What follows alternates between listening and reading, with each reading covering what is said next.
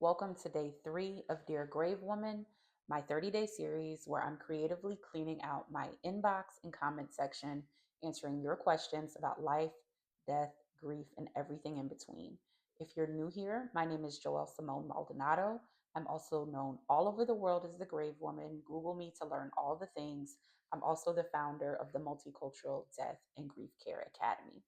Today, I have an email entitled, What Do I Do with This Kind of Grief? I'm not going to be sharing any personal information, and the names will be changed to protect the identity of the submitter. Dear Grave Woman, I buried my husband Rob last month. A few days after the funeral, I found the messages. There was someone else. Her name in his phone was Kay with a heart emoji. My name is Amber. He died in a car accident on a Thursday. She had texted him the night before, I miss you already. Now I feel like I'm grieving two people. The man that myself, my children, our community, our church, our friends, our family knew, and the one who belonged to someone else too.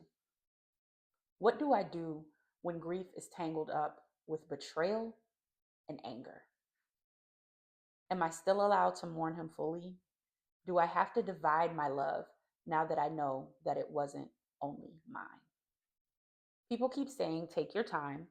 And though I haven't shared this with anyone outside of very, very close friends, I don't know how to grieve, honestly, when the truth feels so messy. What does loyalty even mean when someone's gone? But the story keeps unfolding. With a heavy, broken, and bitter heart, Amber.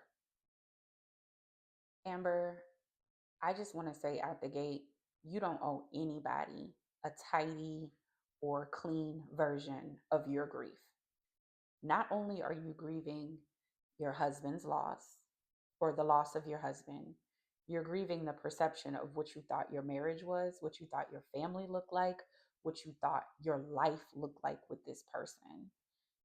Cheating is the ultimate betrayal, whether it's in finances, whether it's romantically, whether it's in any area of your life. And because of that, my heart hurts with you.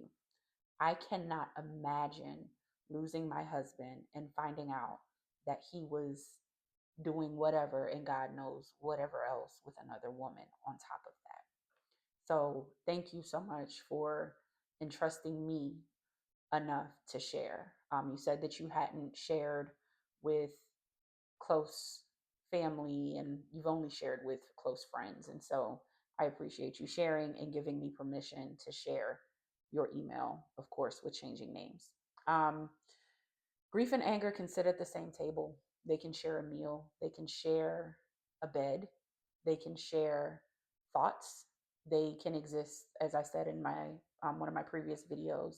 Multiple things can be the truth at the same time.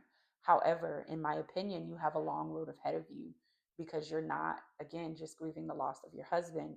You're now dealing with being sideswiped by betrayal. And loyalty after loss is not about what you knew, it's about how you decide to heal moving forward. What that healing looks like, in my opinion, should include a lot of therapy, grief counseling, and being as honest as you can with yourself. Unfortunately, your husband did not give you the respect or the choice in the matter when he was alive. However, you get to give yourself the choice of being as honest as you want and as you can moving forward.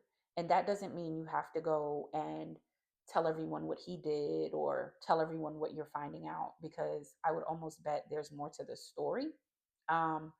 But it means that you're being as honest with yourself as you can about your feelings, how what those feelings are, what it's bringing up for you, whether it's rage, whether it's hate, whether it's anger, whether it's sadness, whether it's heartbreak, whatever those feelings are. Give yourself the gift of experiencing them deeply and being honest about the impact of those feelings, even though I'm sure those feelings are going to suck. I wish I had a pretty bow to put on this and give to you. Again, I'm not a mental health professional, but I do think a grief counselor and a therapist would be amazing assets to have on your team at this time. In the same vein, your sorrow over losing him is not invalid because he was not perfect. As with all humans, two things can exist at the same time. We could be horrible partners, but great people. We could have been perceived as great partners, and then the truth about something comes out, and our perception changes, and we're forced to look at things multidimensionally when maybe we looked at them unilaterally. And so, again, my heart, my prayers, and my email are always open to you.